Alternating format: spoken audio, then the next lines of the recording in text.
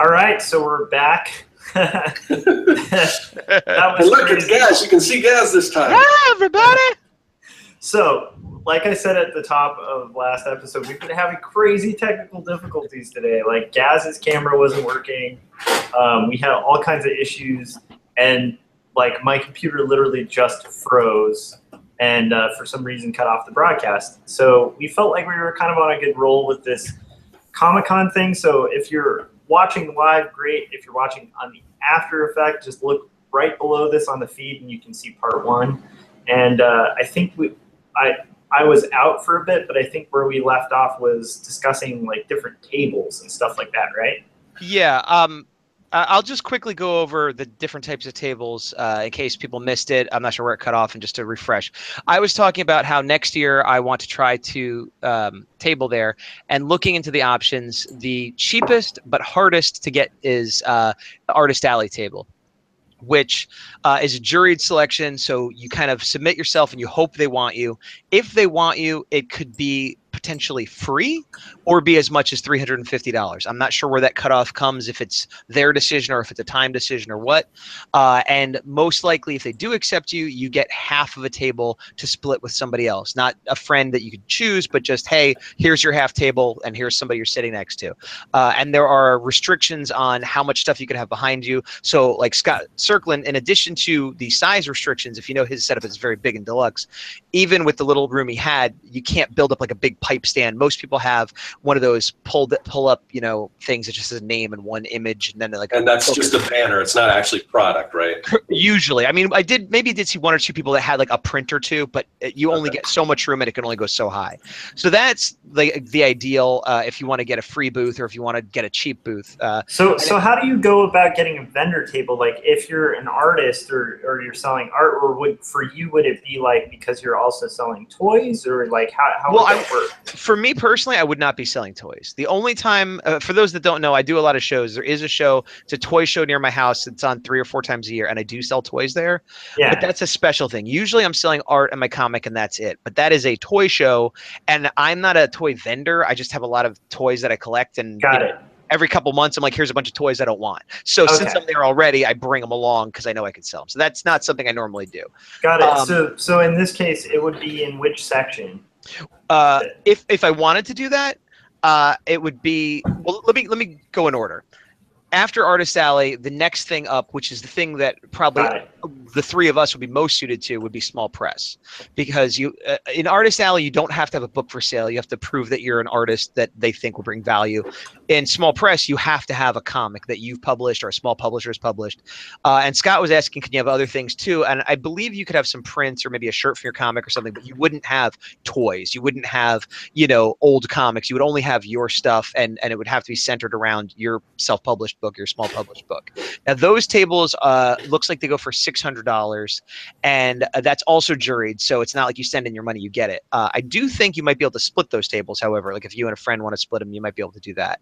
The next one up, which is I think what you were asking about, is they call them Comic-Con table, but that to me is just a regular exhibitor booth anywhere else, and those are $1,100. There's a discount if you pay early, so it's only $1,000, but it's still just I'm not sure if it's a 6 or 8 foot table. I can't see the measurement, but it seems to be basically the same as the small press in a different section.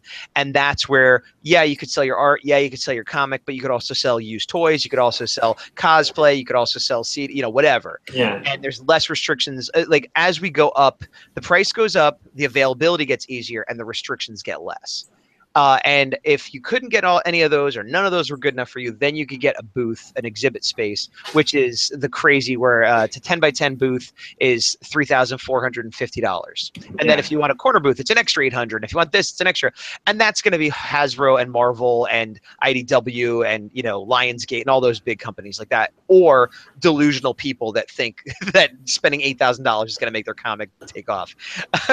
Although I do know one guy who's done it. He's done Comic-Con for like 20 years, and he gets that space, and that space pays off. So what does he sell? But he has tons of product, like children's books, toys, pins, like is it a lot of products. Is it all his own creator-owned stuff? Yeah, Yes. like Steam Crow's the same way. I don't know if you're familiar with Steam Crow, but they've been going there forever, and they have their own independent stuff. But they look like they are a brand. Yeah, they are a brand. I mean, Steam Crow I've heard of. The other one I don't know. I guess. Well, okay. Road Matteo, I think he does like a cardboard castle setup there and stuff. Yeah. I don't remember seeing that. But it's like but what's interesting is like he did talk to me about it like at the last like meetup at Cantors, and he was talking about how you don't want to like you wouldn't want to do that for like your first con. Right. You gradually work your way up because like there's a lot like for me I wouldn't have the product to fill that space. No, I don't think you could because I still think that's the one that's a 7-year waiting list. It's insane. Yeah. And like he also had informed me that with that, the way that you guarantee that you're going to get like that space the next year is literally the last day of con you pay for it. I've heard that too. Yeah. Well, luckily I'm not trying for that, and I don't think any of us are. And maybe you're right that money can be made on it, but not where any of us are trying to fit. I think for the most part we would be in those first 3 categories, and honestly I think we'd be in the second and third. Most of us, the 3 of us, I think are too big to be just random artist person for free, and too small to be, because there are a few like there's like a Ron Lim there, but Ron Lim is like known, and Will Spartaccio, where they just sit down with like a stack of prints and like a book ready to start doing commissions. Like they don't have anything. There's like, who I am, let me start drawing. And then everyone else is like, oh look, I have all this stuff that I'm trying, So I think we are kind of in the middle where we have enough stuff, we have enough professional work and a comic, and we would need more space. So while I will be happy to take it if they give it to me for free, I do think it makes more sense to do small press or split an exhibitor booth with somebody. Yeah, I think small press is probably the way to go. The things that I've heard about small press is that the one catch is you just have to have a previously published book. Right. So your book has to basically date at the time of the application, which is usually a year prior to the show. Right. So, but I think as long as you have that and you have some proof that you're not just, like photocopying a zine and sitting down. Right. Or talking about the book that's going to be coming out one day, and here's your one pinup or something. Yeah, exactly. Yeah. So, but I think that the space is usable, and I'm not sure, but did you get the costs on that as well? Because small press said $600. Yeah, I had heard something like 5 to 6, and that's not bad compared to the returns you can get. No, I agree, and if you could split it, like I've paid $300 for a table at other cons, so if I could split it for $300, then and this goes back to something I think Scott, you had asked me, like, why have I gone to so many Comic-Con, San Diego and New York branded Comic-Cons, and not tabled at them, considering how many shows I do. Part of it was getting into the groove and doing a lot of shows where I felt like, okay, I know what I was doing. But I also always suspected I wouldn't make my money back, because I do some shows and I'll make $100. I've done other shows and made $1,000, but it's like, what if I go to Comic-Con, pay $600 for a table, pay $1,000 for a hotel room, drive all the way down there, and I make $500? I'm losing money. You know what I mean? No, it's a scary thing, and it is intimidating to do something like that. But now that you have the experience and stuff, Right. Well, I wouldn't be intimidated on an emotional level. Like, I'm fine dealing with people, fine dealing with crowd. No, just on a financial. Yeah, financial. But I do know a couple artists, like you were saying. I have calling them friends would be a bit much, but associates, like people I know in the community that I'm friendly with, and I've talked to them as much as I can without crossing lines about money and things like that. Yeah. And one of them had an exhibitor booth. The other one, I'm not. I keep saying exhibitor booth. I mean a Comic-Con table. Their booths are something else, but what a normal exhibitor booth would be at a normal con. And he's done that one, and he's done like SatCon and Wizard World, and he was always at these big shows. And he's not that big of an artist. And I'm not saying this to be derogatory, but I'm like, he's no more famous than me. He's no more skilled than me, you know. But so I'd see him doing these shows. And I'm like, I know the table costs like $500, and I'm like, hey man, like, how do you do with these shows? Like, and he's like, oh, I do great. I do better at these than at the little ones. And I'm like, really? And he's like, yeah, it costs more, but there are just so many more people. And if I say a Prince an exclusive or something, they blow through, and I make, you know. And he's like, Comic-Con is like my most profitable show all year. And again, I'm not putting this person down, but they are at best as famous, quote unquote, and as skilled as I am. And again, I'm not putting them down. I'm not boosting myself up, but I'm like, well, if they could do it, I guess I could do it. You know, I always thought I was too little of a fish to be able to make that kind of money, but I guess it's just a volume thing where, even if I only sell to one out of 200 people, there's a lot of groups of 200 that walk through, I guess, you know, like, so. Well, another thing is, like, I don't think that's cocky or weird. I think that that's more common than most people realize. Like, I think we did an episode with Corey about, like, imposter syndrome. Right. And how, like, a lot of artists have that, where it's like, you know, when you walk into a room and it's full of cartoonists or whatever, you're like, who am I? I'm nobody, you know? Yeah. But then there's somebody who might be looking at your stuff saying the same thing, like, oh my gosh, who am I? I'm nobody. And it's this, like, kind of cyclical thing of, you know, I think the people who tend to be like, I am awesome, I'm on it, like, a lot of those people that I've met really aren't that great. Right. And so it's like, it's actually, but it is good to, like, go to a convention and just see, like, you know, if you're new to comics or something like that, and not you, Gaz, but just whoever's watching, or new to conventioning, that was my major impetus to go to my first convention and booth, was just like, hey, if some of these people can do it, I can do it, you know? Right. And then some of it was a learning experience where I'd be like, that person's not that great. And then I got better at cartooning, and I was like, oh my gosh, that person's amazing. You know? Yeah. But at the same time, it's like, you know, the prices are higher because the traffic's higher. And so everyone I've heard who's done Comic-Con, especially this year, because I heard, and Gaz, you should get into this, but is it true that they kind of changed the layout? Because it used to be that comics were kind of in the corner, and then you had entertainment and stuff like that. I heard that this year they had, like, two major entertainment areas this way, and the comics smack dab in the middle. So you had all this cross-through traffic. Is that true? You know, I don't know if I could answer that, because I didn't notice it being different, but I feel like they may have made a change that was subtle enough that I didn't notice it because I wasn't tabling. Yeah. Like Artist Alley was still all the way on one side of the building, like it always is. And they still had, like, Comics Against the Wall, where, I guess, what was it? Mile High Comics used to be there, but they pulled out this year. I think it was Mile High Comics. Such a bummer. I know, but there was other stores selling comics in that area. So, like, they may have jostled stuff around a bit. But again, I didn't notice it, but that doesn't mean it didn't happen. You know what I mean? Yeah. I just wasn't looking, and it wasn't so big a change that I was like, this is shocking. You know? Yeah, I mean, like, I guess the thing is, I think if you feel confident about, and this isn't you, Gaz, because I think you should, and maybe we can talk later about, like, halving tables, because I'm not going to, like, I've talked about this prior. You kind of know some of my plan, where I wanted to do just the book and a couple prints related to the book. Everything's going to be that one book. Right. Because of that, I don't know if I would feel comfortable doing just, like, a full table at Comic-Con, you know, because it's not enough. Yeah, and also I think it would be less attractive to somebody walking by, because it's like a whole table and then you have one little book, a couple prints, and maybe a couple pins or something.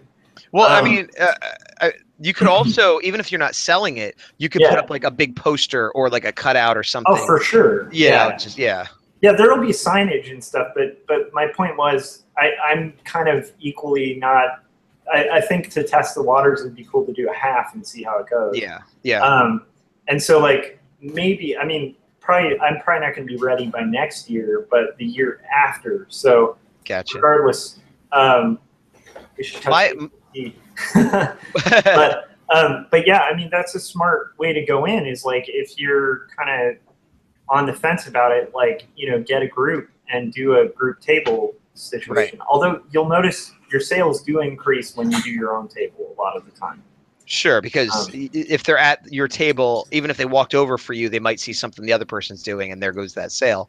But I mean, whatever. With Scott, I personally, I think Scott, you should do a table at Small Press and just like rock it, dude. You do great. You have so much stuff to sell already. Well, and that's the thing we were talking about, and I don't know how much of that aired, but we went into this whole thing about.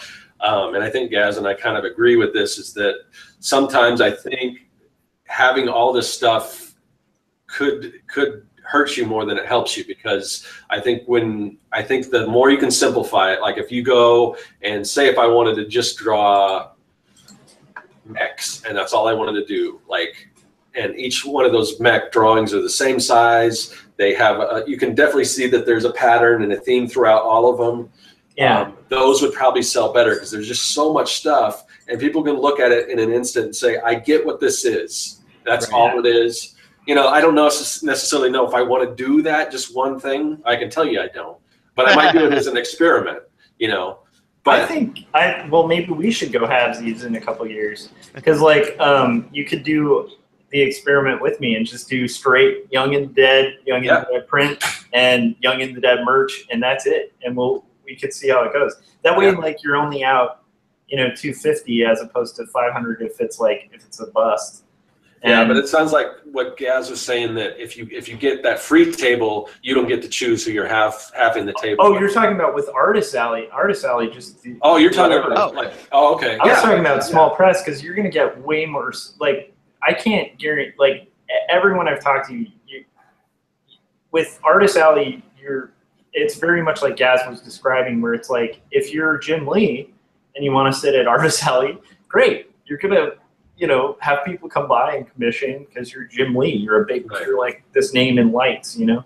Yeah. If you're like a legend in comics, maybe that works. But I don't think you're gonna get the kind of sales that you get. Like I was saying before, like the friends of mine who did Small Press section. It's the location is just better. It's like you're getting all this cross through traffic, and so that means more eyes on your work, and you're getting people who are literally going there for Small Press. Right. So they're walking in that section, a lot of them, to check out Small Press. I mean, I remember that used to be the way I would discover like indie publishers and stuff, was just going to Comic-Con. I will say though. You're not wrong. I'm going to disagree with you, but I'm not really disagreeing with you. I just want to have a counterpoint. Oh, yeah. Is that I think if you're trying to sell your book, you're right. And you are sort of more in the mix. Yeah. But a few times when I walked through in the Small Press area, it seemed less crowded. Now, I say seemed because maybe the aisles were wider, and so it wasn't, you know, but it didn't seem as pressed in. When I was in Artist Alley, almost every single time, it was really packed. Now, they are closer together, so maybe this is an optical illusion. Maybe they weren't buying, but it was packed. And I bought like one print when I was over there. My wife likes to buy prints a lot, so she was buying a lot of Artist Alley prints. Not so much over in Small Press. A few things we bought there, but I don't disagree with what you're saying, but it did seem like the times I happened to be at Artist Alley, it was more crowded. Doesn't mean it's more sales, but it did seem more crowded. I think you're right about that. Like, maybe it's because I'm thinking of it like books. With like prints, like you're probably going to get a lot with Artist Alley. Honestly, I think you should try for both. Personally, I am. I already applied to Artist Alley. I'm going to apply to the others too, because I want to be there selling next year. I have preferences on how I'd like to do it, but I wanted to be there selling this year. So I don't want to miss a chance because I was being too picky. Yeah, and like my buddy Chris did both. He got Artist Alley and Small Press, and then he split the Small Press area with his wife, because they have their own business called like Kit and Rivet. Okay. And then he just did his own as like Chris Caligula, like in this Artist Alley section. Right. I haven't been able to talk to him yet. I was just about his experience. I'm Do you curious. know? I don't know if he told you or if you feel comfortable sharing it. But did he get his table in Artist Alley for free, or did he have to pay for it? Oh, Artist Alley, you don't. Most people don't pay for Artist Alley. From what I gather, I think in order to qualify, you have to prove that you're an artist, and like a lot of it has to do with just kind of like that. I guess from what I heard about it, that's how they are a nonprofit. Oh, I thought it was because they did educational programming for kids. Well, that's part of it too. It's because like so the educational and the Artist Alley, it's like bringing an educational value and a value to artists in the community. That's okay. So I think it has something to do with the fact that it's a nonprofit. Like they kind of have to do that a little bit. So I think that makes sense. That does make sense. It kind of blew my mind when I heard that, because every con I've ever gone to, even a small one, will charge you something, even if you're an artist. And then there was this $350 price tag, which it says like, oh, this could be waived if you get it before September. But the way it was worded, the way it was described to me, I thought, well, if you're lucky, you get it for free, but some people still have to pay. So that's why I wasn't sure. Well, and like I said, most people I know in con, like their first experiences are like a little bit of, it depends. Some people luck out, but a lot of people, it's a couple times of rejection, and then 1 year, the stars align. You have all your stuff stacked when they're looking at the stacks, and you get in. Sure, and I guess I'm unclear on what the qualifications are, because and I'm not going to name names, and I'm not trying to shame anybody, but there was Whilce Portacio, famous image guy, worked for Marvel, and next to him was some other comic guy whose name I don't remember, but I'm like, oh yeah, he worked on Superboy at some point. And then next to them was someone I've never heard of, but they have their own book and they're doing some cool Dragon Ball Z prints. And then next to them is someone that I'm like, oh, how are you here? Yeah.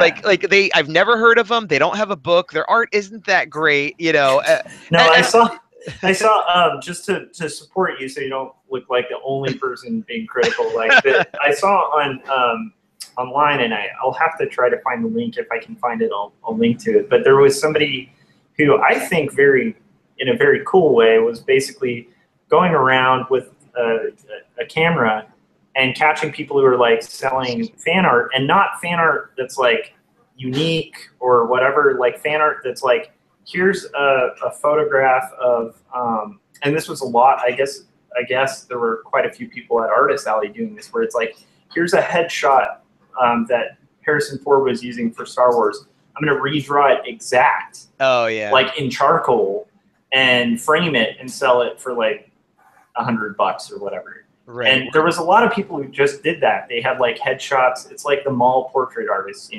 Yeah. And there was a guy who went around and was just calling him on it. Like, that's copywritten material. What are you doing?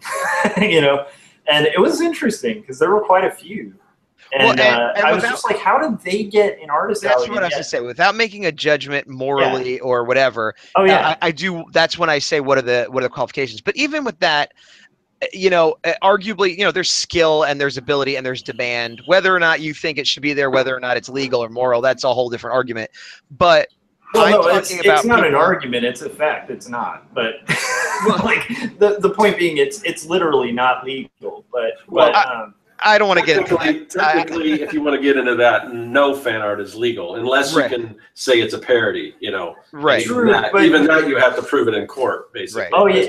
No, I understand that. I guess what I was saying is like that's beyond even trying to mask it. You know what I mean? Like you could argue in a court if you're using copyright material. It was done like back in the days when like Raw did all those. It wasn't Raw. I think it was like Zap did like a parody of Mickey Mouse. It was one of the first like huge comics like litigation things. Yeah. Sure. And they I don't think they ended up losing because of the fact that like they did the artist license thing.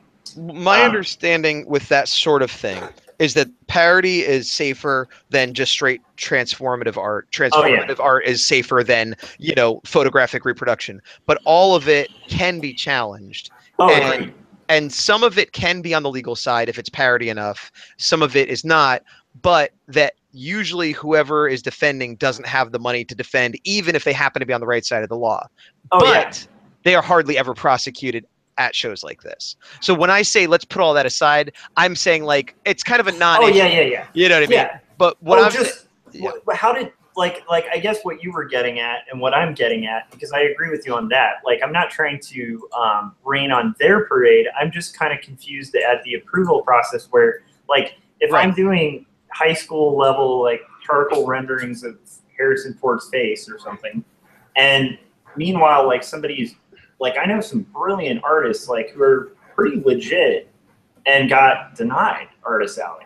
Right. It's weird, you know. I mean, there might be some level of grandfathering in, like that. Yeah. Maybe that charcoal Harrison Ford did it, 10 years ago when it was easier to get in, and they just never left, or That's a good point. Or I wonder, I just thought of this as I was talking, but like you were talking about how your friend like got 2 tables and he was splitting one with his wife and whatever, and no problem with that. But it brings to mind, let's say I have a table, and then next year I'm like, oh, I'm not gonna be able to do it, but I'll let my friend Roger do it or whatever. Now theoretically you're not supposed to do that, but how do they know? Unless they're really, and so then maybe my crappy art buddy Roger gets the table now. That's a good point. Actually, I like this idea of all of those charcoal portraits are by the crappy buddy Roger. Roger. But I mean, it does mystify me because like once again, by no means was I like, am I talking about fan art in general? I was just talking about the specific like photocopy fan art. Sure. Well, which is totally different, No, I agree, and there's less creativity involved, and it's less on less stable ground to argue that it's legal. But I guess what I was the consumer doesn't care. The consumer does not care. That is absolutely true. That is true. But I guess if I'm being cynical and I'm Comic-Con, I'm like, well, yeah, people want to buy pictures of Harrison Ford, so this will be a draw. They will sell. That's fine. But similarly, being cynical, what mystifies me more than even what you're talking about is when I see someone who maybe isn't even doing fan art and they're doing like, anime looking characters, but they're not from their comic that they did. They're not from a real anime. They're just like, these are my 50 characters I invented, and they're not drawn well and they're not printed well. And it's like, they're like, colored copies on crappy paper, and like, there they are in Artist Alley. And I'm like, that's why I was starting to say, regardless of the legality of the other stuff, regardless of the taste, somebody will buy that. Somebody wants that. There's a certain amount of skill. And I see other people that are not representing something that exists. They're not representing something they've created. It's just random, crappily drawn characters printed badly. Why are they there? How are they making money? Who's buying from them? How did they get in? But then you wonder, like, maybe they aren't because the table's free. It's interesting. It's interesting, and it's like it's also I also want to hedge this because there's a thing that's always going to happen with comic conventions and cartoonists, like any conventions. Any convention that has more than, like, honestly, any group of people that have a group activity, there's going to be a small amount of that group that are unhappy with how it was organized. Sure. However, like San Diego, just given the scale that convention has grown to, I think it's insanely well organized. So like when I think about just even the feasibility of having to sort through all of that and decide who gets in and who doesn't, right? It's got to be insane. I guess, like, right? I guess in my idealistic mind, like there's people that deal with the business and all this other stuff, but when it came to picking the artist for Artist Alley or Small Press, I guess I imagined like 5 or 6 artists, writers, editors, whatever. They're like, oh, that's good, and maybe I'm crazy, but like, I mean, that's a job I would volunteer for. Oh, let me look through like 200 stacks of art and tell you which ones I think are good. Like, it doesn't seem that difficult, but maybe I'm wrong. Maybe it's the same person who's buying ad time and booking legendary pictures and, Well, and the thing is, I just guessing by the fact that like there's more than 200 exhibitors. It's like imagine. I'm thinking specifically artists, though, not all exhibitors. But I don't know this is how it's run. But if it was my show, there would be one person who is in charge of Artist Alley, and they'd have their little team, and that would be their whole responsibility. But that might be unrealistic. I am noticing to kind of find out more. Like, it'd be cool, I think, if they were a little transparent. I agree. I'm looking at the chat, and apparently Jeff Lafferty is taking exception to the charcoal Harrison Ford. He did say crappily drawn to Josh's defense. No, Jeff's stuff is definitely crappily. Yeah, and I would say like anybody who thinks that would at all be even close to talking about Jeff is like has not seen Jeff's work. Like it's like one of my favorite. Color. Yeah, and I was gonna say one of my favorite poster artists that Jeff will of course probably remember the name of. Bruce Struzan. Bruce Struzan. Me too. There was this like, I remember there's a documentary on Netflix about him that's amazing, and some movie companies were like, oh, all he's doing is just copying photos, so we'll just do photo collages and do the Drew Struzan thing, and then they'd notice like the sales in those movies dip. Right. Yeah, because they weren't bringing an artist eye to it and putting the embellishments in the right places. He has like this look to his work that that is instantly recognizable. Anytime I see Drew Struzan, I'm like, that's Drew Struzan. Right. And I would say Jeff, like when he does stuff that's like it's closer to the reference material, it's still like got that thing. So, but by no means, I'll have to show Jeff what I'm talking about, because these guys were like, these were bad, like they were mall portraits. And, so like the Jimi Hendrix portrait you see at the mall.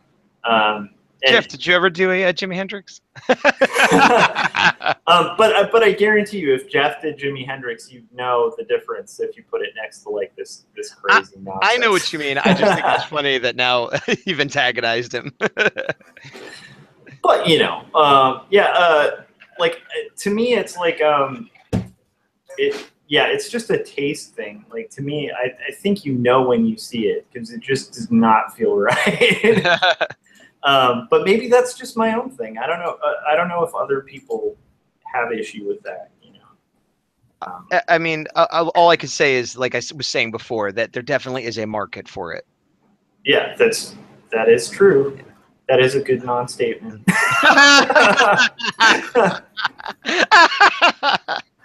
Oh, I'm laughing so hard because it's so true. But actually, here's a better statement. I think I might agree that regardless of skill level, even a Jeff Lafferty who is superior probably doesn't belong in Artist Alley so much as a vendor booth where they could display all the paintings and wares, and because they're not going to be creating commissions right there. It's more about, look at these nice display pieces, and here's a big booth showing them off, and maybe you could buy a collection of book or whatever. Because I have seen people like that that are like a Drew Struzan, not him specifically, but that have poster art and like kind of transformative, again, from the photos, and that it has its own section, and it fits better there than if they just plonk down an Artist Alley with their charcoal drawings.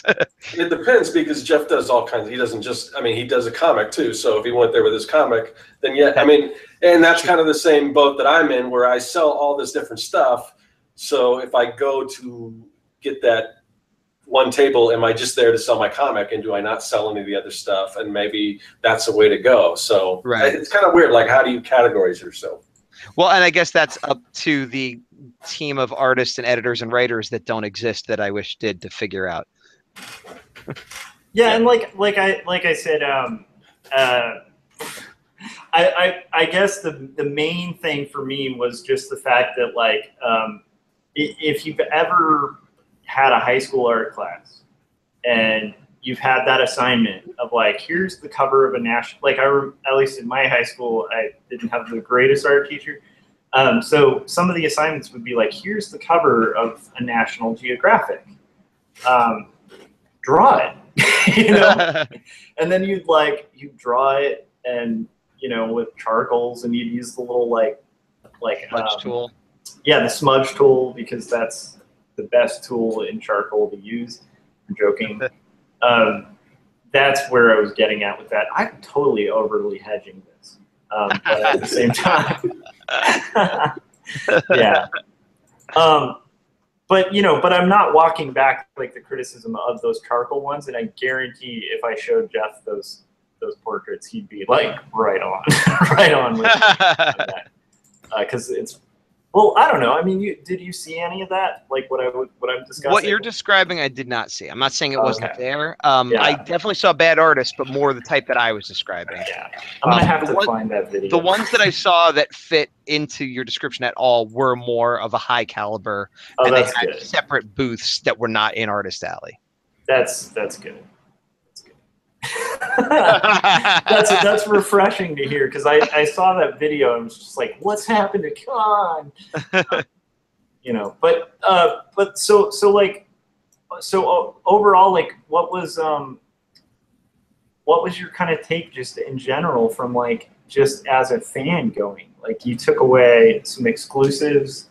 Did you get any cool experiences, like one-on-one with other artists? I mean, I talked to Art Adams a little bit, but, you know, not much. I bought a poster from him and was like, hey, I like your work, buddy. You know, it's not like I was like, how do you come up with the, you know, I didn't have like a real, but, you know, what's that? I was going to say, I want that poster that you got. I met him and I bought a couple prints off of him at Phoenix Comic Con, and I thought my prints looked good. But when I saw that one, and like you said, I'm not even like, what was it, a Fantastic Four, or what was it?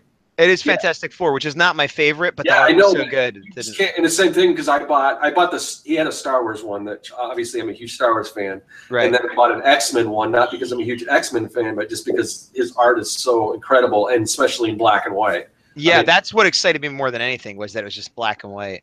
I've got to get that print, so hopefully he'll bring that. I don't know if he was at Phoenix this year though. Anyway, but yeah, so I met him briefly, and he was nice enough. I went to see. I got more out of the panels, the Walt Simonson, Louise Simonson, and the Robert Kirkman and Todd McFarlane panels. You know, I didn't hang around and shake their hand, and like there were people waiting for him, but I'm like, once more than 2 or 3 people were waiting, I'm like, I don't want to be part of like a mob bothering them. But they were fun. You know, panels to go to. What other creator? I mean, I talked to a couple like people that I didn't know who they were, you know, just to talk to them, and they seemed nice. And I talked to the 2 people that I was saying before that I know, one of whom was telling me that he makes most of his money at shows, but especially at this show, selling original art and doing commissions. And this guy, it's a guy named Emo, and I guess he goes by Emonic, and he mostly does like pen and ink skull drawings and like real kind of gothic artsy stuff. And but he could draw, you know, Joker or something if somebody asks, but he doesn't have any prints of that kind of stuff. And he wasn't in Artist Alley. He wasn't in Small Press. I think he had like a Comic-Con booth or vendor booth, whatever they call it. And I don't know how much he made. I you know, I didn't spend a lot of time over there, but you know, I know he goes often and he does well. And he has a setup behind him where it's like a black sheet type thing, and he has original art pinned up there, and it's mostly this skull stuff that's just out of his own imagination. It's not referencing anything. It's not his own book or anything. And people will sometimes buy that art, and sometimes they'll commission him to draw, you know, like Spider-Man or whatever. And he's a good artist, and nothing against him, but I kind of don't understand. If somebody sees the skulls, and I'm being reductive and simplifying what he does more than that, but just for expediency's sake. If somebody sees the skulls and says, wow, that's cool, I want to buy a skull, I understand that. If they see the skulls and go, wow, that's cool, can you do me a skull, but like put a rose in it or whatever twist they want, I get that. What I don't get is they see a bunch of skulls and say, hey, can you do me Wolverine? But that happens. and so I don't understand that. So you know, I mean, it's working for him, obviously, and like that's what he said. That's how he makes most of his money at these shows. Yeah. But I don't understand it. I believe him, but I don't understand it. Yeah, no, I think the only way so I might have a point of entry for that understanding is like, so when I was a kid, and I'd go to comic conventions, which, like, as I was describing, were full of overweight men in sweatpants and possibly like a couple junior high kids who were just like, I love comics and blood in comics. And I was like obsessed with Spawn. Sure. So, of course, because it's just my age range. I think most kids are into comics at my age. But so like I would go up to like, I remember going to like a Wildstorm signing and asking all these guys who had nothing to do with Spawn, can you draw Spawn?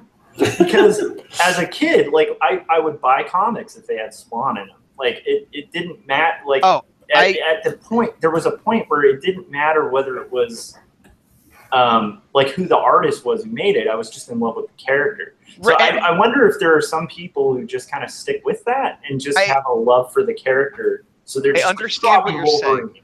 But I understand what you're saying. But I understand what you're saying, but I don't. That could be part of it. But two things I want to say. One, going to other Image people and asking them to draw Spawn is Spawn is in the wheelhouse. You know, like if you go to somebody who's drawing Spider-Man and say, "Hey, can you draw me Captain America?" That's not that much of a stretch. So I think if somebody's drawing Youngblood and you say, "Give me Spawn," that's not that crazy. Yeah.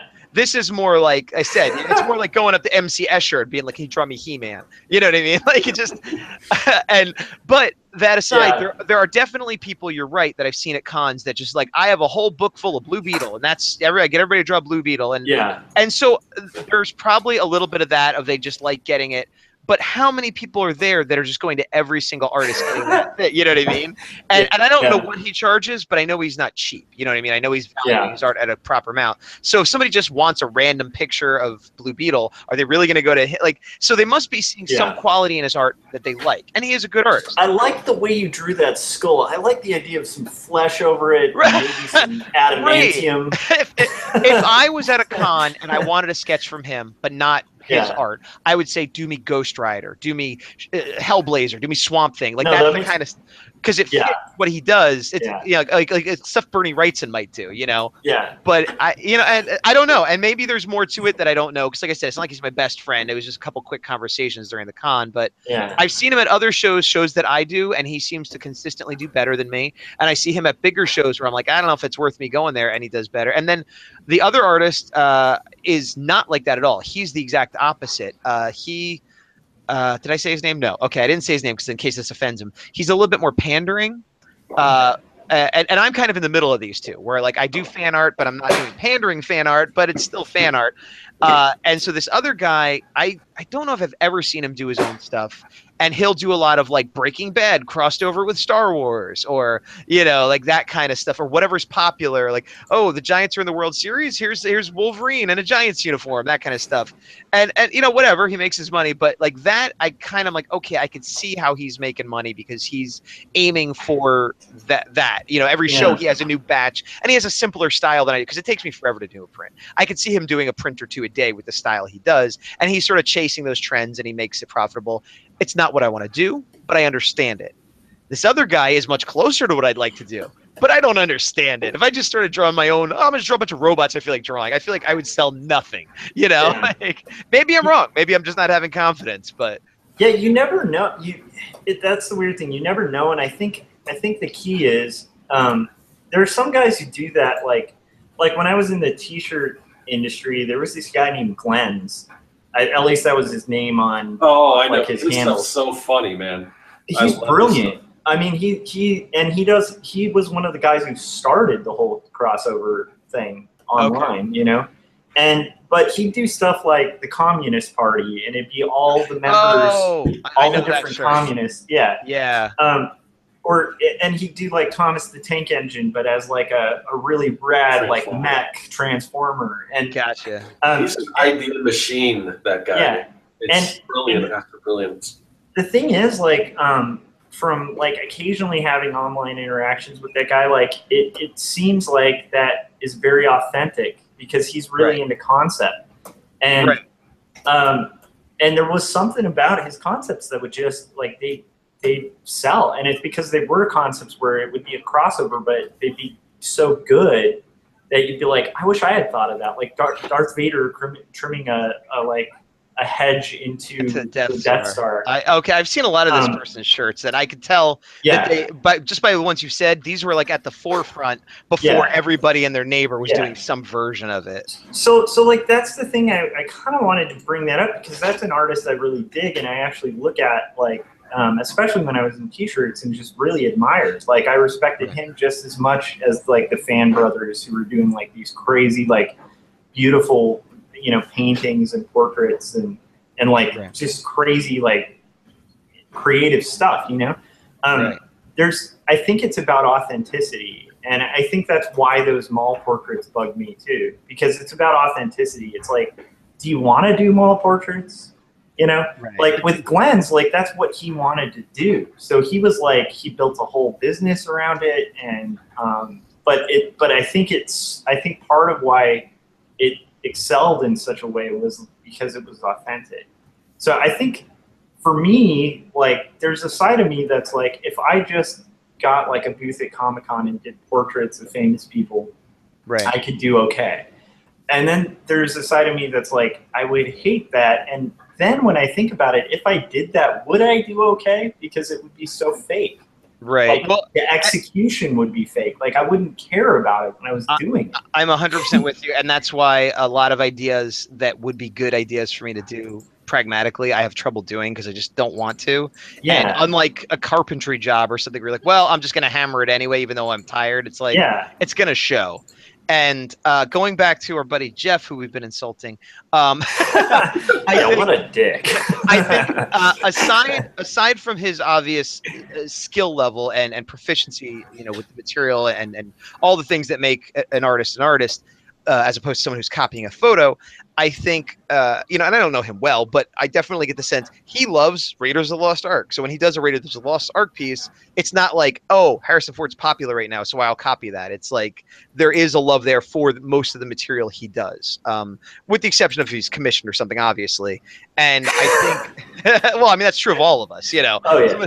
But I think the type of person you're describing, they might have an affinity for the subject matter, but I have seen people, maybe not at Comic-Con, and maybe not the exact style you're talking about, but where it's like, okay, Force Awakens came out, so I'm going to do Rey, and I'm going to do John Boyega, and what else is out? Oh, Guardians of the Galaxy, so I'm going to do, you know, the stars of that, and it's like, are you really a fan of all this stuff that just happens to be popular in the last 6 months? Probably not. You probably are just like, I'm going to copy all these actors because I know they'll sell. Yeah, I know. I was just going to say, I know Jeff will. There's certain things that he won't draw because he doesn't want to. So right. Yeah, he's definitely draws the stuff he likes to because he has a passion for it. So, but yeah, and I think that's kind of a good point too, because like it's that unspoken thing about art where you can just tell if somebody gives a crap about it or not. Like, I don't know if you guys have ever seen like a bad comedian. Yes, like, all the time. You know, they're the dinner comedian who's burnt out, and they're like, "How you guys doing? I'm so tired. I just flew in from Nashville, or where are you from?" You know, yeah. And it's like you can tell just as they're doing it, like they just hate it. Yes, they hate the material, and there's something to be said for like being authentic, even when you're presenting your stuff at a con, because it's like it's gonna read and. I don't know. That's just a little side thing. But that's what I'm kind of banking on and hoping for when I do get to conventioning again, because that's going to be literally like all I'm presenting is just like, This is my thing and that's it. This is the thing that I like and that I'm hoping you'll like because I know it's good.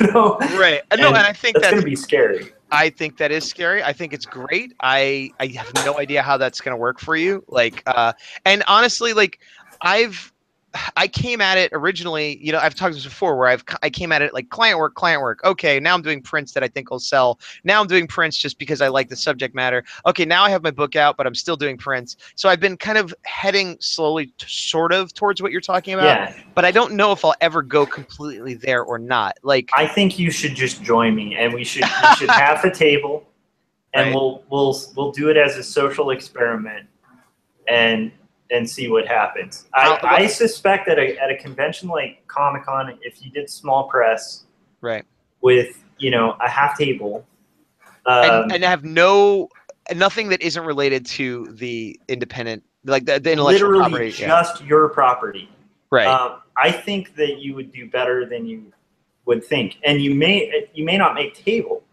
but I think you would. That's not good. I think you would. That's my exact fear, that I wouldn't make table. You have to, especially when you add in those. But what I'm saying is, like, I think with the traffic of con, if you're smart about like the merch that you do have, like you need to have prints that are like, within the $20-$30 range.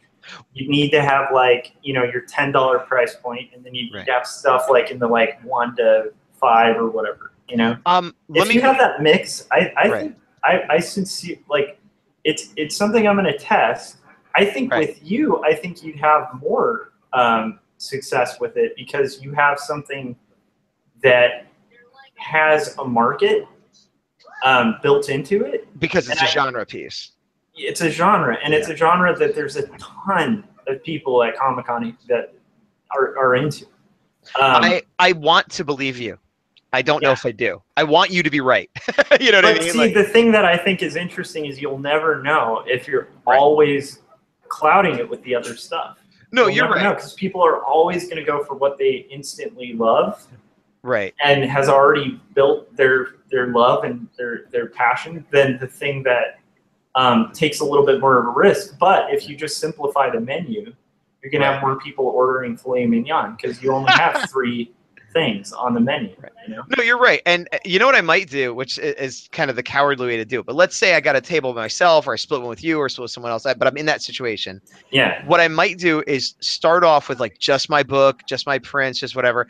And if like 2 days go by and I'm selling nothing, I'll be like, good thing I brought this box of Godzilla prints, and you know, kind of like give up halfway through because I'm not going to lose money on this weekend. And I know people who switch things up at cons while they're doing it and experiment like that, and have found certain things work better. You know, me, it's just like I'm just so nervous. I mean, not nervous, but it's just I've got all this stuff. I just like I don't want to like abandon it. But I don't know. But some maybe anything that doesn't sell well, I abandon. Any prints I have that I've had for any length of time, it's because they sell. So I'm not afraid to get rid of stuff. And if I got to the point where, you know, my personal art in my book was selling more than fan art, I would completely give it up. I have no problem with that. But what I'm curious about is like so like for instance, think about like you know, I think you guys are probably not going to agree but on like I mean, I think you agree on the fantasy. I don't know if you agree on the reality of it. I am just really getting more and more sold by the theory that, you know, like if I have 50 prints and then I have 1 comic, people are going to go for the prints, and they're going to go for a print that's like, especially if I have like my best-selling print that I've ever made, which is like that Kermit X-ray, you know? If I have that, that's going to be what people buy the most. Right. If I don't even have that, I don't know. I was thinking about like what book publishers do, you know? Like when they have a book they really want to sell, what do? They have like a display rack for just that book. And they highlight it, and it's not mixed in with all the other books, you know, like if Simon & Schuster has like the kids book of the year, you know it's the kids book of the year because they have their own display. They do signings that are just based on that book. There's merit to what you say, but I guess where my apprehension or fear or whatever you want to call it comes from is, well, I'll even use you. Okay, you have this Kermit print that does well for you, and you're like, I'm not going to bring this Kermit print because I want people to not look at that and look at my book. I get that. What worries me is the people that wanted that Kermit print, they're not necessarily the same people that want your book. And those 50 Kermit print sales you lost might turn into no book sales because they just like Kermit and they like your Kermit art and they don't give a crap about your comic. And I'm not saying, but the question is, how are they ever going to give a crap about your comic unless you promote it with the give it away free with a Kermit print. I guess. I'm mostly kidding. Although there's a part of me that's like, maybe. that's not a bad tactic either. Maybe I'll have to take that up when I find this doesn't work. I mean, I've never done that full throttle, but I have done a thing where if I've been at a show and somebody buys like once in a while, it doesn't happen all the time. Somebody will be like, I want 5 of those Godzilla prints. I love them, and they're dropping a lot of money. And I'll go, you know what? You like Godzilla? Here's a copy of my kaiju book. And I've never had anybody be like, awesome, thanks, and they're like, okay. Yeah, well, but what I'm saying is like, so I think it's like, for me, I guess maybe I've just reached a point where I want to know, like, what is my, like, I'm really thinking about, and this is why I'm taking my time with like even conventioning, is like, I'm really considering, what do I want out of conventions? Because I've done conventions. I've done okay at some conventions. I've done really well at some. I've gone through the early hurdles of like bombing, right, and not making table. I've had that happen. But at this point, I'm kind of like thinking back, and I'm like, what is my objective? Like, is my objective to just have my name in lights or something, like so people just know who I am? Because like that's that's a feasible objective, but are comics like the best medium for that? Like, Right. what do I want? Like, what do I want coming out of the convention? And I don't think I'm doing it for money, because you're still like, it's not like a hugely profitable enterprise. I mean, it's going to make you some money, but it's not going to like be most people I don't think would base like their yearly salary on that. No, but some people do, but they're usually not straight comic artists. But some people base a chunk of their yearly salary, like a third or a fourth or whatever. I can say that I went through the same process as you of doing shows where I wasn't making any money, barely making any money, and up until very recently, my number one motivation for doing shows was money. Yeah. Fame, not even fame, not even like, oh, I want to be a famous artist. Like, I didn't care as long as people bought my stuff. And it was, for a while, I was poor enough that if I spent a whole weekend and made $100, I was like, oh, thank God I made $100, because it was, I needed $100, Yeah. And then over time, I needed the money less, but I was making more money. So now it's like, oh, I made $500. I made so even though I don't need the money as desperately, it was worthwhile. And so it was weird that like my relative position in life scaled with the amount of money I was making at the shows to always keep it just financially worth doing. Yeah. And only recently have I got to the point where I'm like, I wish people would buy my comic. And that's where I am like right now, where I'm on this thing of like, I don't want to lose money, but I'm not getting a lot of satisfaction out of selling just my art, for money anymore. Yeah, I guess to me, I'm just at that point where like I'm not getting much satisfaction at all by that. Like I'm getting satisfaction by having like a stable gig, making art and making money doing it. That is nice, and that's satisfying that like first need, which is just like we all have, which is like you got to have a place, shelter, food, right? Like you got to hopefully provide that for the people you love, and once you're there with art, that's really cool, and that's a good pursuit. But like for me, I'm like, that's not why I'm doing comics, because my comics are not, and I don't think that's why any of us are doing comics. The comics are not providing that food, shelter, and whatever, So there's some other reason for doing the comics. But then I was realizing, at least looking at my own experience of cons, like my comics would sell okay, but I was like, how much better would they have sold if I had just moved that skateboard deck out of the way? That deck was great, because if somebody came in and they paid $80, boom, $80. Like I'm already boosting, but was that preventing that person who spent $80 from spending $5 on my comic at the time? And that's what I struggle with. Which would I have preferred? I would have preferred the $5 for the comic. I'm with you. I'm absolutely with you in terms of my desire for what I want people to appreciate. I'm also with you where, if I sell 3 Godzilla prints and I get $30 versus selling 1 comic for $5, I'm more satisfied by that $5. Yeah. Emotionally. But at the same time, I can't afford to be losing money at shows. You know what I mean? I'm not hurting for money, but I can't afford to be like, oh, well, sold a couple comics, lost $100 again. I can't. So that's where the fear comes from, Oh yeah, that makes perfect sense. And like I said, I can't really afford to do that either, but I kind of want to try. Well, I guess the other thing is too, you're gearing up for a long time for this one big blowout, whereas I'm doing 10, 15 shows a year. Yeah, so that makes perfect sense. Yeah. Yeah, and like I said, I wouldn't do it if with this, it's going to be a graphic novel, so it's a higher price point than a floppy. Sure. There's a lot of thinking I'm putting into it, because initially I was going to do floppies, and I disregarded that idea because of the viability of it financially. It's just not feasible. Right. So it's like, I have put some thought into it, and a lot of it's just thought. But it's interesting because like I tend to be one of those people who like I obsess over things, but I'm working on stuff while I'm doing that backlog. Right. And then eventually I kind of do it, which is weird. It's a weird thing. I think we all probably have that, where right. you just kind of like, you're working on a project, you have the other thing twisting here, and figuring out problem solving so that when it comes, time, you're prepped. But like, to me, I want to see more cartoonists do it, because if more cartoonists do it, I think they're going to see an increase in sales in their books. And then I think you'll have more cartoonists doing it. and you'll see a lot less of the stuff that most of us don't really want to be selling anyway. You know, I like I said, revolution. I love what you think will happen. I just don't know if I agree with you, but I don't know if I am as optimistic as you are. Does that make sense? Yeah, no, I don't know if I'm so optimistic about it either, because I wouldn't be surprised if I did it and like literally went back to not making table, which is a terrible feeling I haven't had in a long time.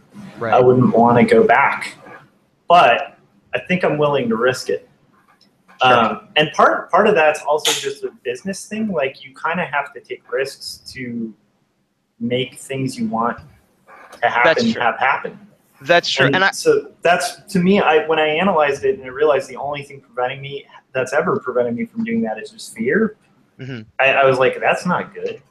That's not a good motivator. I agree. And I'll throw one on your side as far as optimism and taking a chance is I probably will do at least one show, maybe Comic-Con, I don't know, where I do just push my book and my own stuff. Yeah. But I think aside from all the logical, actual reasons I've said, well, I guess this is still a logical reason, but it's one I haven't said, is that I only have one issue out. I have a print, I have some pins, and I have one issue. So it's like, am I going to fill a table with that? No. But once I have 2, 3, 4, 5 issues or the collected book, then it's more feasible to like take that gamble. Whereas I feel like right now it's not even a gamble because I know I'll fail, and that's not a judgment on me. You know, like, no, that's why I was saying, dude. So like when I am done, which won't be for a while, you probably have those issues by then. Right? Yeah, true. We should touch base and try to talk about this again, because I think it might actually be a worthy experiment.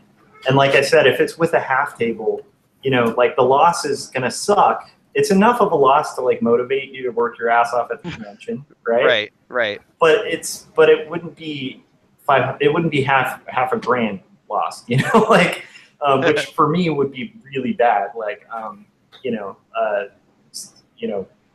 but no. Here, let me ask you this: in that scenario, would you be doing commissions of Wolverine or whatever if people asked, or would you be like, no, I'm not doing that this show? I don't think I would be doing commissions.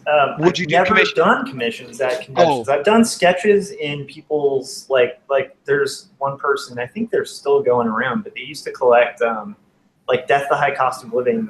They had this whole book, and I looked through it, and there were like sketches by all the greats and stuff, and I was like, hell yeah, I'll contribute to this, because it was cool. It was just a cool thing to like look through, and you're like, dude, these are all people I like.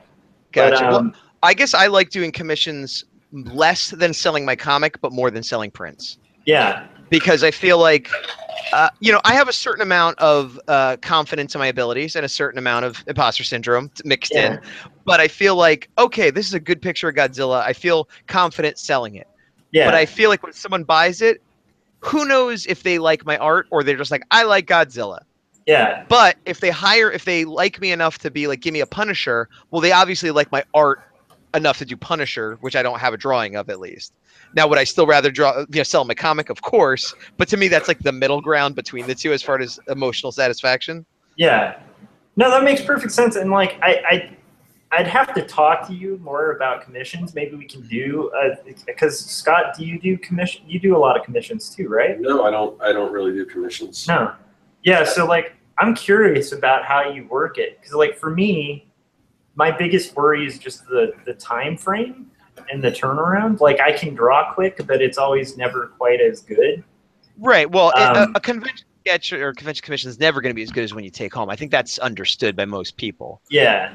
And I tend to, and I don't get tons either. I've never had it where I had like a 500. How am I going to do this? So if I get 2 or 3, I'll usually ask the next person, like, are you going to be here all weekend or just today? And if they're like, just today, I'll be like, I'm not sure if I'll be able to do it today, this and that, you know.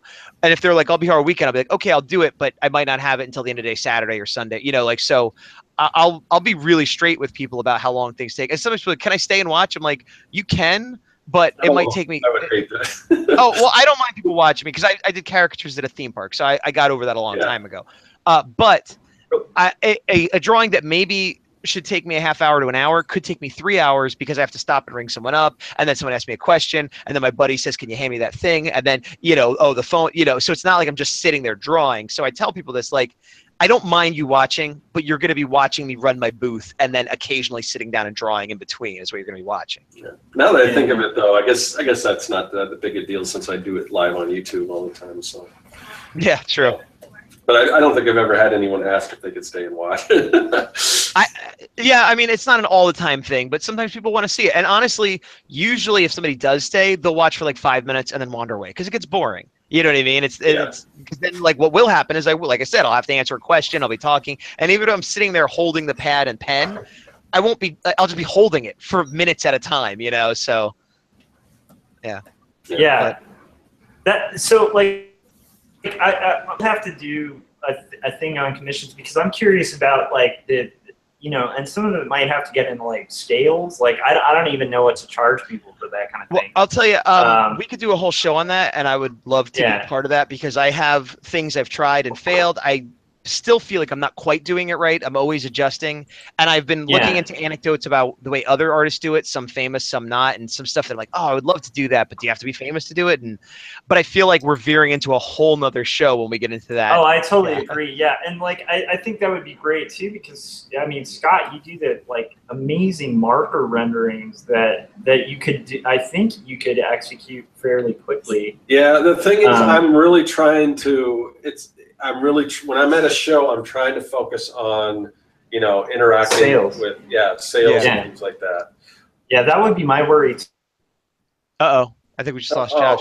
No. Did the stream drop? I know. I was just because I know we're gonna have to wrap up soon. And I wanted to see some of your the swag and stuff that you got. But okay. Wait, he's back. Oh, maybe we won't get cut off. Hey, Josh. Well, it looks like we're still live. Yeah, but we were live for a little while after that last one too. Oh, I think I might have just cut off. I see a black screen. Hey. Yeah, I just saw a blip for a little bit. Right, I think we're still good. Let me check in chat. Anyone in the chat? Are we still good? I don't know if there's. I think we're still there. Okay. I know we're probably we're probably close to probably wanting to wrap up, but I did want to I know Gaz had some stuff he wanted to share. Nothing major, just I like this is something that I got for free, which is a tick hat, which I thought is awesome. Can you see it with the antennas? Yeah. And like I can't even put on my headset, but I was actually wearing it backwards. I haven't worn a hat since I was a kid. I just don't wear hats a lot. So I immediately put it on backwards, and I'm like, oh my God, I'm like 19 again. But I kind of like it backwards better because then you just saw the antennas sticking out of my head. And that's something I got for standing online and, taking a picture. It's crazy the amount of money they spend to promote something. Hats and free T-shirts. And I got a tick T-shirt too.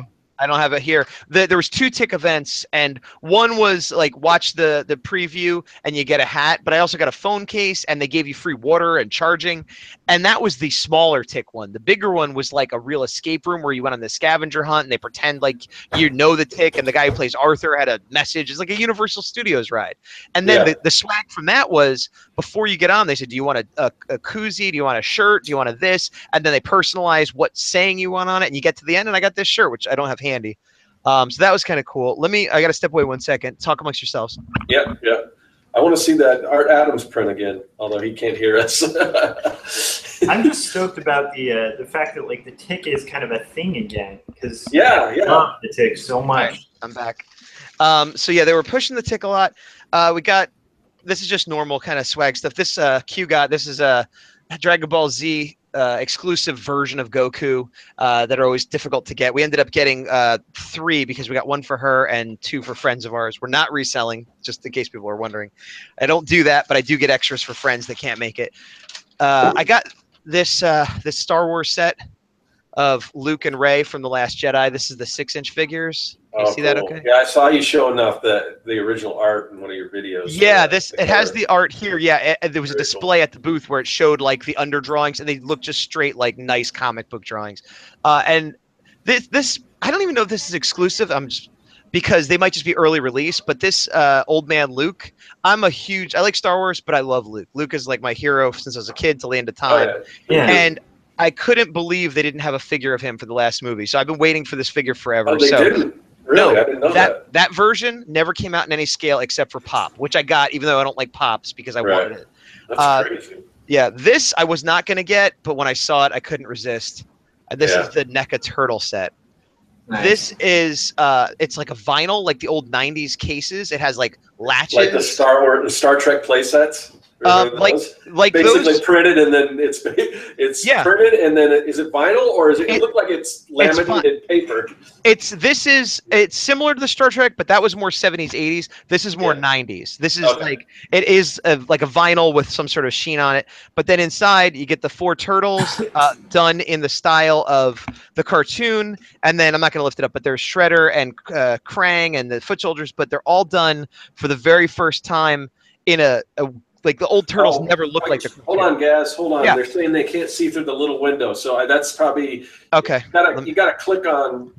Maybe you might have to click on Gaz or something so everyone can see through the little window. There we go.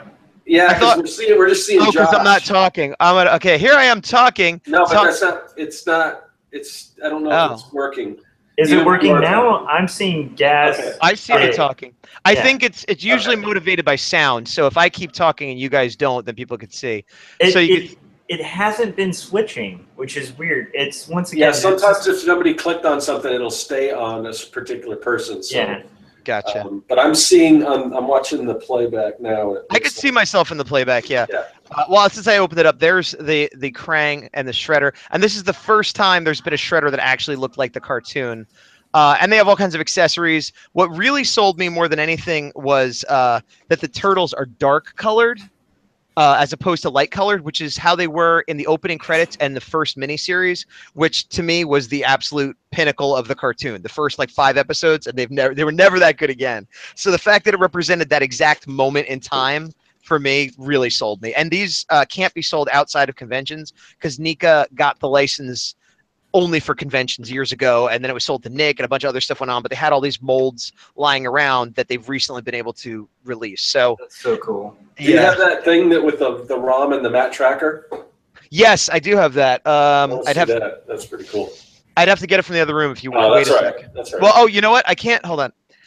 I don't have the figures, but I have the box. Oh, okay. Because I got one for another friend of mine, but I mailed it to them. So you can see this is the comic box. It's got ROM and Matt Tracker and the Micronauts and G.I. Joe. That's Visionaries, which was actually a big selling point for me. So rad. So I think I saw those comics. It was a comic crossover with all these cool 80s like cartoons, Micronauts, and because I thought I don't know, everyone wants to do these shared universe things, but I thought I heard that they were going to bring G.I. Joe and Micronauts into the Transformers cinematic universe. I don't know if that's still going to happen. But I don't know if they'll happen there, but they've been doing it in the comics for a while. They've been crossing over everything. That's pretty cool. Yeah. I got this cool lenticular print. Oh, here's something I bought. Here's an example of some fan art I bought, actually. This person had, I don't remember their name, otherwise I'd give them a plug. Oh, it's Tony Boy Fan Club. BUI Tony BUI, I guess that's who it is. He mostly had fan art stuff, so I don't feel it's not like he had a comic that I ignored. But Q wanted, these are vinyl stickers and they were really cheap. These are little, stylized versions of Star Wars droids that she wanted, and these were cheap.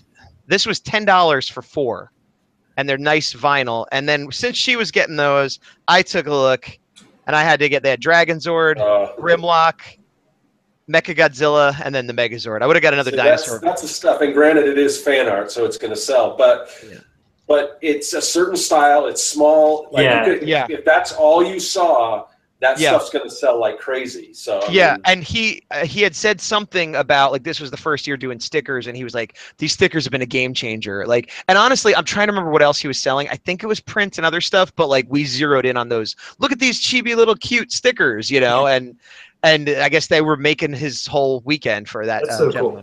And that's a really good example of like fan art done to me like really right, because it's like you can see the artist's style, in it. Yes. That looks Absolutely. really cool. So can I ask you it's one sticker per pack, right? Because I've got some stickers and I'm trying to figure out how I want to release them. It's one design, and I forget, they might have been like $3 each, and then 4 for 10. Once we heard 4 for 10, we just picked out 4. That's the way to do it. Yeah. So, okay. But yeah, but they're good, like high quality stickers. So it was like that's what a sticker would cost anyway, and this is like a unique one that I'm only gonna get here.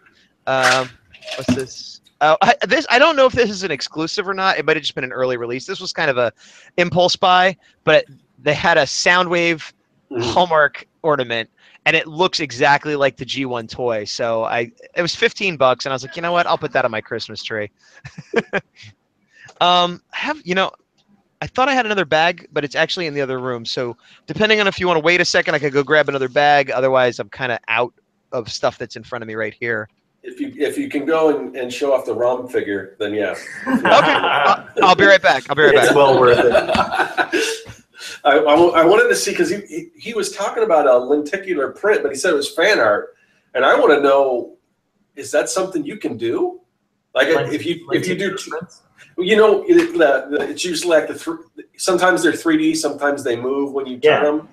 So I wonder if that's something that's like an option for people to do as on their own. It's a shame because we did get a bunch of art and stuff, but that's all packed away somewhere else. So. Hey guys, did you say something about you bought a lenticular print that was fan art? Yes, I'm not sure. I'm wondering if that's something. So is that something that's available for somebody if they wanted to create one? Because I always thought it had to be some big major thing to go through all that to make that. I assume it's available. I actually saw them once before at a local show, that toy show by me. And the person manning the booth was not the artist. They were like a representative of the artist, which I always think is a little weird. And they had like 2 or 3 big booths. This was a smaller show, so they could probably spend $300 and got 3 booths. And they had normal prints up behind them. Of the same designs, like digital paintings of, Dragon Ball Z, Power Rangers, Star Wars, you name it. And then up front, they had 10 to 20 lenticular prints. And the gimmick was they'd have Anakin Skywalker, and then you turn, and it's Darth Vader. They'd have Spider-Man, and you turn, and it's Venom, that kind of thing. And I didn't get one, but I wanted to. And then I saw them again at Comic-Con. And going back to, like, sales techniques, they had a smaller booth. They only had 5 lenticulars because of the smaller space. One of them was a Dragon Ball Z one, which Q got. One of them was a Power Rangers one, which I got. They were $20 each. I think they were $30 normally, but if you buy 2, it's $20 each. So it's $40 for 2, which is about the same price a lot of people charge just for a paper print. So it was shockingly cheap. So they can't be spending that much on them, or they paid for like 1,000 of them. I don't know. Yeah, because I never thought about Googling that, but I should just see if that's something that's cost effective. Yeah, I can't see how it would be, how it would not be something you could possibly do. I mean, they've been around forever, but it's just we've been setting them up at my work too, and it's like the setup isn't super complicated for what you have to send. Like if you outsource it, it's literally you just show the 2 images that you want to to have it lenticulate between, and then you have like the 2 images, like one overlaid over the other, just as a transparency, and then they take care of it. So I would imagine, like on Alibaba or something, you could probably, like if there's not a print company already offering it, like you could probably get that done for a pretty decent rate, But I'm curious about the minimums too. Yeah. Well, like I'm panning around this to show Scott while we're talking. That's rad. The second time I saw the booth, it was once again manned by an assistant and not the actual artist. So it's possible that he's got representatives all over the country doing this, and maybe he did print up 10,000 or something. I don't know.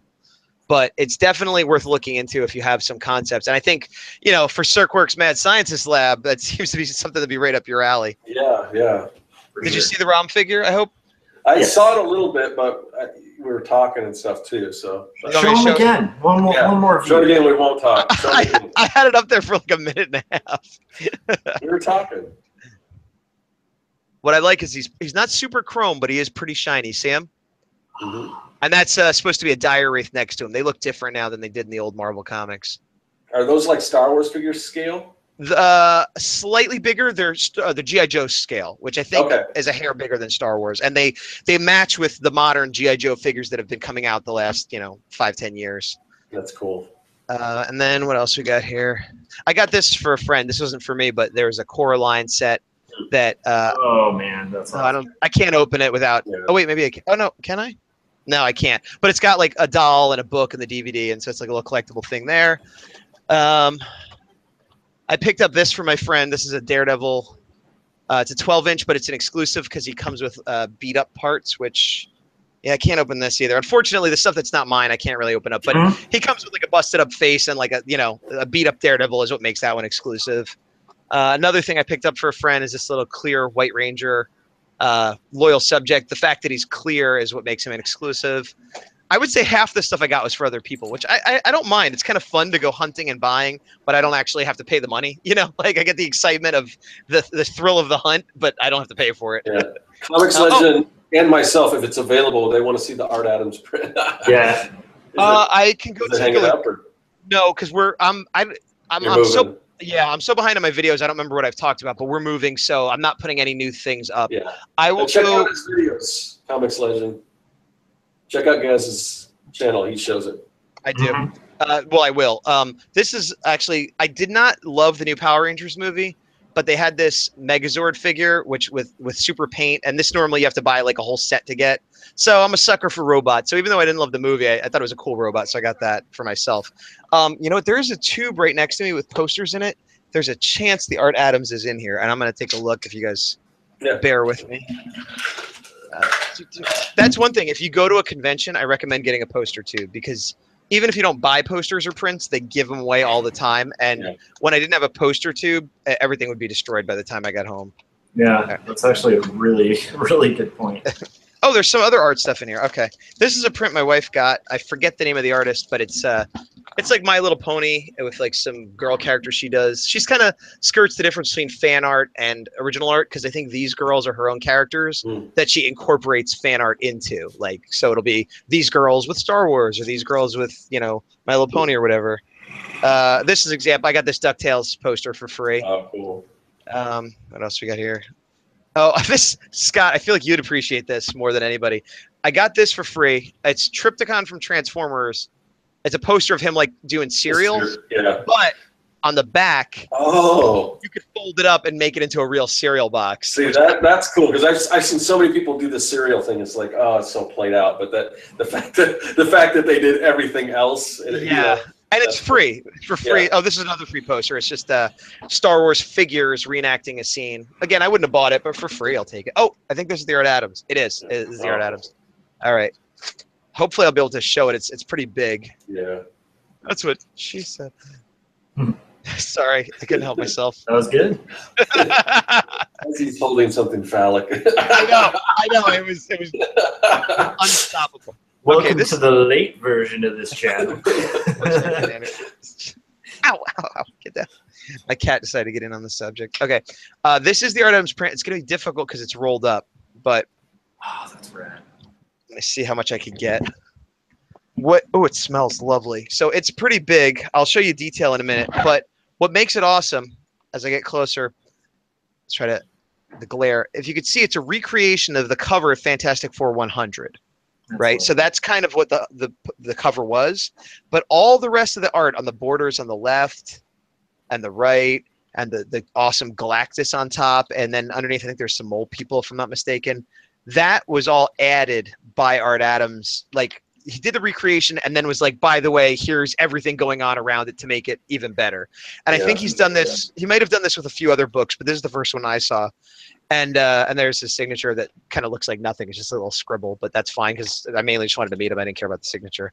You said that he did that originally as a commission for somebody? That's my understanding. Because Can you imagine owning that? I don't even want to know how much it costs, but could you imagine having the original of that on your wall? That is so awesome. I couldn't even thousands and thousands. I'm sure. Wow. Yeah. That's actually one thing that should be mentioned about Comic-Con too. Is like you can actually buy quite a lot of original comic book art. Yes, older stuff too. And the thing to keep in mind is a lot of guys that you might like right now, like you can get really accessible rates for like pages, like rates you'd be surprised by. Like they're pretty low. And then like Art Adams pages, people who bought those like originally, probably paid a ridiculously low rate. And that's actually pretty cool if you're like me and you like just owning original pages just to see the ink and the technique and to hang. Yeah. If you're a flipper, don't go to Comic-Con. If you're a flipper, don't go to Comic-Con for anything. You're a terrible person. Yeah. Two things about the original art. One is crap. Oh, Art Adams specifically. I didn't get these because I had already spent a lot of money, and I kind of regret it because I went to his website thinking I could get them there, and I don't see them. He had 2 books, and one was called like Art Adams Marvel Art, and one was called Art Adams Kaiju Art or Monster Art or something like that. And they were hardbound books. I think they were like $20 or $30 each, and were. What's that? I said that's it. Yeah, well, but they weren't stories. They were his art for, like, I did a cover for X-Men. Here's the pencils. Here's the blue line. Here's like they were very much like a peek behind the curtains. And I was like, I should get those. And I kind of forgot. And I'm like, I'll get them later. And then I went online. I'm like, I can't get them. So maybe they'll show up on his website eventually. But that is almost exactly. It's like the experience of buying the original art without having to put out that money. Yeah. Another anecdote, I think it was the second Comic-Con I ever went to. Maybe it was the first. And they had a big booth in the middle with like a lot of Alex Ross paintings and a lot of, current, guys doing that kind of painted stuff. But in the back, they had a Bill Sienkiewicz. I probably said that. Sienkiewicz. A Bill Sienkiewicz painting of New Universe, which I am a big fan of. I don't know if you guys know, I have a Star Brand tattoo from New Universe. And so I was like, wow, that would be awesome to have. And this, again, not that I'm swimming in money now, but I was more on the poor end at that point, And I was like, I wonder how much it could be. Maybe if it's a couple $100. And I asked, and they were like, I'm sorry, how much is that? And they're like, oh, it's $8. And I'm like, 8. I'm talking to Q. I'm like, I don't know. Maybe if it was 5, can you negotiate with this? Because it wasn't like him. It was like, some retailer museum person. Yeah. And she's like, no, I don't think so. I was like, well, and I was like, you said it's 8. Is that firm? I mean, could you maybe do 7? And they're like, no, we're firm at 8,000. And I'm like, oh, 1,000! I thought you meant 100. So, yeah. But in retrospect, $700-800 for a painting of his probably is a really good price. Yeah. But I just couldn't afford it. But it was, what I just did to you is literally what I did to him. There was no playing it cool. I was like, 1,000. That's what I was going to ask. I was going to ask you, just like, okay. I hiked up my overalls, put a hayseed in, and walked away. No, sir. No, I remember. Oh man, kind of similar, but this was just like I love Chris Ware's work. Anybody who's like listen to anything I do, I mention Chris Ware a lot. And I remember at one point being like, I'm going to own an original Chris Ware. And I started, and I saw a site that was selling Chris Ware pieces and stuff. And I had a similar thing where I was like, it's $100. And then I was like, wait, no, that's $1,000. And then I was like, wait, no, that's $10,000 for a page. And I was like, and there goes my dream of owning a Chris Ware. That's just not going to happen. I mean, but at the same time, you also have that moment afterwards of like pride for somebody in art and in comics getting to the point where somebody will pay $10,000 for a page, which frankly, compared to the rest of the art world, that's still a steal, Yeah, but for comics, it's like a minor validation. A couple of years ago, I only have a few pieces of original art, comic art that is, and one of them is a page from Kevin McGuire, who I mainly know from doing comedic Justice League books. Nice. And it's a page of Justice League art that has Booster and Beetle and Fire and like a lot of the main characters arguing. It's like the exact kind of page I would want. And I found it, I don't know, like 5 years ago, and it was on this site. And the short version is I got it for $125. And I think it's because there was something wrong with the site because I kept trying to buy it and it was like, oh, it's not working. And all the other pages were sold out. And I contacted them and they're like, oh, it was a broken link. We fixed it. And I bought it immediately. And I think it shouldn't have stayed that price because it had been up for a while. Yeah. So I love it. I love it because it's what I wanted, but I feel like, oh, what a steal I got, Yeah. But I made the mistake. I don't know why. I'm really bad sometimes when I meet artists, like where I try to play it cool, and I instead of just being like, oh, I'm cool, I'm not a fan, or, you know, I end up being like a dick. Sorry, Yeah. did I say that here? Sorry. Yeah, of course. And I was talking to a local inker named Mick Gray who does like Batman and a bunch of other stuff, and I was, you know, he was there promoting his work, and I was talking to him and just trying to play it cool, like, yeah, you're cool, but I'm not like starstruck or anything, you know, and he was talking. He had original art pages, and he was selling them for like $200, $300, $400. But they were Batman. It made sense, and I didn't buy one. Instead, I told him that story I just told you about a different artist and how I got it for cheaper. And I got to the end of it, and he was polite, and I walked away. I'm like, why did I tell him that story? That was really insulting. Like, He I pulls out his black book and just yeah, it was just gas. and like, because I was, you know, I wasn't trying to be a jerk, but it was just sort of like, oh, I'll tell you about some original art I bought, and then afterwards, I'm like, I told him how I bought a different artist who I like better for cheaper. There is no way he could have taken that well, you know, like that was unintentionally a big jerk move. You know what's interesting though, because like, it's weird. It's like I there's only a few guys that like super nerd me out like that now, you know, but like, and I've had total moments that are like completely similar to that, like where I've just said something and like put my foot in my mouth. Right. But then I've also like, and I'm sure you've had this experience, but I've also had at conventions somebody really nervously like they're trying to engage, but they're nervous, and you can tell they're a little geeked out. I've never had somebody who like thought I was a rock star or something, you know, but I have had people feel really uncomfortable, and you can tell they're trying to, and they're kind of digging themselves deeper. Right. And I can say, like, at least from my experience, and then like I have to imagine it's got to be similar to like anybody conventioning.